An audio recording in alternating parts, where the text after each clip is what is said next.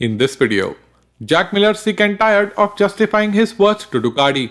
Is Miguel Oliveira already regretting leaving KTM?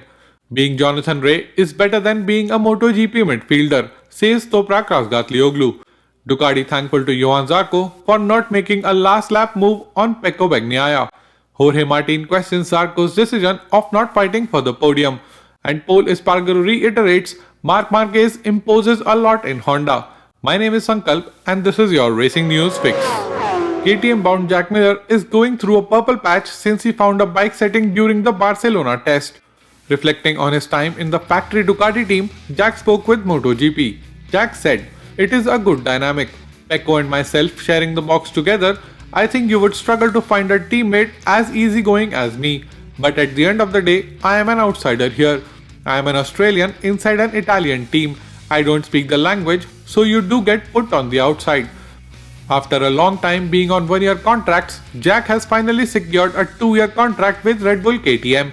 Opening about the frustrations of being offered a one-year deal by Ducati year after year, Jack said that he was sick and tired of proving his worth over and over. Jack continued, "I am not going to sit here and lie and say everything was rosy. I was getting tired of one-year contracts, having to justify myself in Qatar every single year why I deserve the job, why I deserve to have my position, and getting questioned by not only the media but everybody else. I was sick and tired of justifying why I should be wanted." Leaving the KTM factory seat in order to make space for Jack Miller, RNF Aprilia bound Miguel Oliveira took a dominant win at the rain-drenched Thai GP.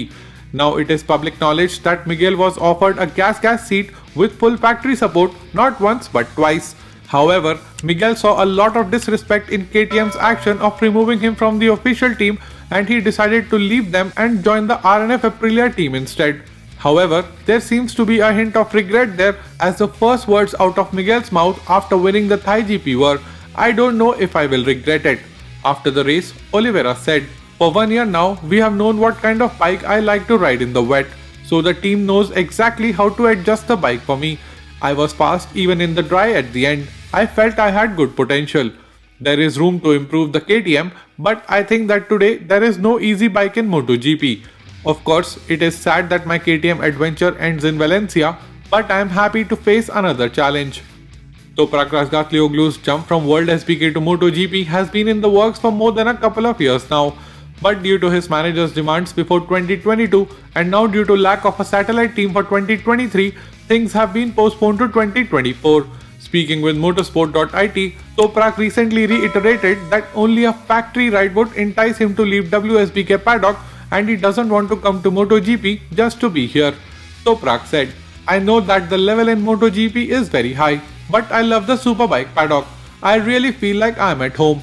Maybe one day I will race in MotoGP, but on the condition of having a factory bike.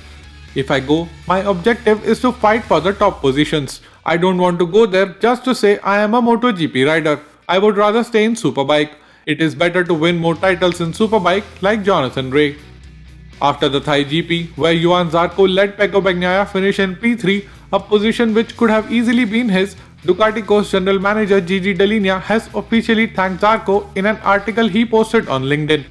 GIGI wrote, "Johan, I'm especially grateful to for not trying to overtake Pecco in the final stages of the race.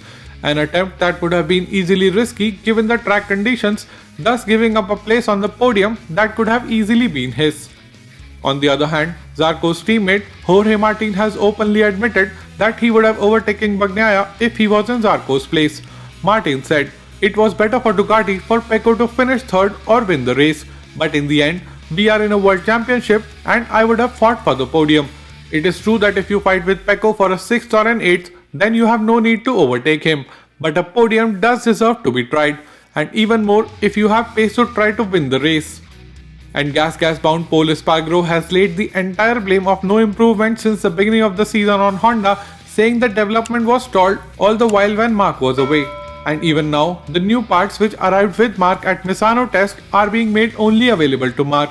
Paul said, "In the end, Marc is a figure who gives results to the factory, but he is also an imposing figure for Honda, who is heard much more than the other riders.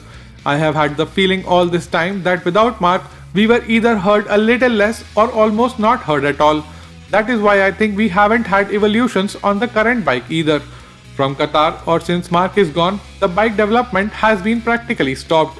Precisely in Misano, they brought new things for the current bike, which Marc tested, some of which worked as far as I know, but then only Marc has them on his bike. Do you think Miguel Oliveira will regret leaving the KTM family, and much like Paul Espargaro, he too will return to KTM in a couple of years' time? Let's chat in the comments below. If you made it till here, hit the like button because it helps the channel reach more MotoGP fans like us. And don't forget to check out these two videos which I know you will enjoy.